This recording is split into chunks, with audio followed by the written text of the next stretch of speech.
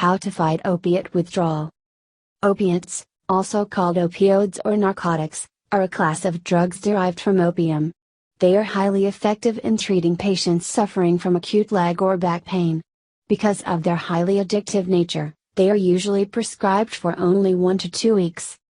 Opiates work by inhibiting the pain response of the nervous system and reducing the number of pain signals sent to the brain. They also subdue the brain's perception of pain. Some common prescription opiates include oxycontin, oxycodone, Dilaudid, hydromorphone, Vicodin, hydrocodone and acetaminophen, and morphine. The illegal drug heroin is also an opiate. Opiates create a euphoric sense of well-being that becomes addictive for some patients. Over time, they develop a tolerance to the drugs, prompting a gradual increase in dosage that can result in severe dependency. Prescription opiate abuse is often the gateway to heroin, a potentially fatal addiction.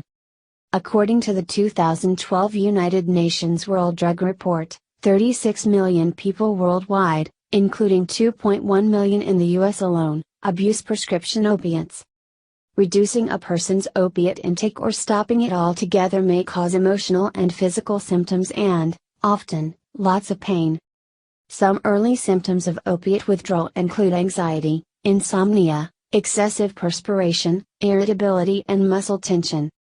Later symptoms include intense mood swings, dehydration, dilated pupils, nausea, high blood pressure, diarrhea, and severe muscle and abdominal cramps.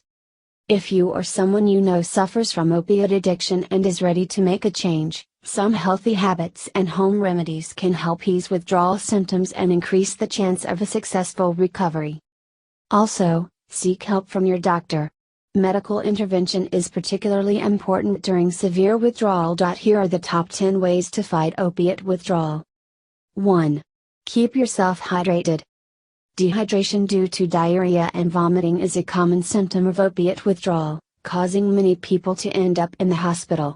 Drinking plenty of fluids is the first step toward healing. Furthermore, water will release tension in the muscles and joints. Stressed muscles constrict the capillaries running through them, thereby obstructing the flow of oxygenated blood. They also trap toxins, which accumulate and worsen the pain. Drinking water will flush the toxins from the body and lubricate tendons, joints and muscles. This reduces muscle stress, leading to better oxygen-rich blood flow. The release of oxygen in the muscles will provide further relief. Drinking a homemade electrolyte solution also helps combat dehydration. It restores the electrolytes, body minerals responsible for fluid balance, that are lost with diarrhea and excessive vomiting. 2. Exercise daily. As is the case with any substance abuse, the drug interferes with the body's normal functioning. Drugs, especially opiates, mimic our brain's neurotransmitters. Opiates most commonly mimic endorphins, the pain and stress-fighting neurotransmitters. Over time, the brain gets used to these artificial endorphins and stops making its own. During withdrawal, the body has a hard time adjusting back to supplying its own endorphins. This leads to an endorphin deficiency causing severe emotional and physical pain, such as mood swings, anxiety and unbearable muscle pain. Physical exercise like running, jogging, swimming, aerobics and weight training helps the body create endorphins in abundance. A daily exercise routine can help fight both physical and emotional withdrawal symptoms. 3. Aromatherapy. For years, aromatherapy has been used as a holistic body treatment. It is especially effective in relaxing, calming and distressing those suffering from opiate withdrawal.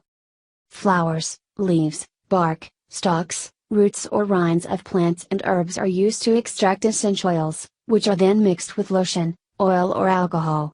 These concoctions can be sniffed, applied on the skin, added to bath water or used in body massage. When the nerves in the nose encounter the distinct fragrances of these essential oils, they send impulses to the brain that causes it to produce endorphins.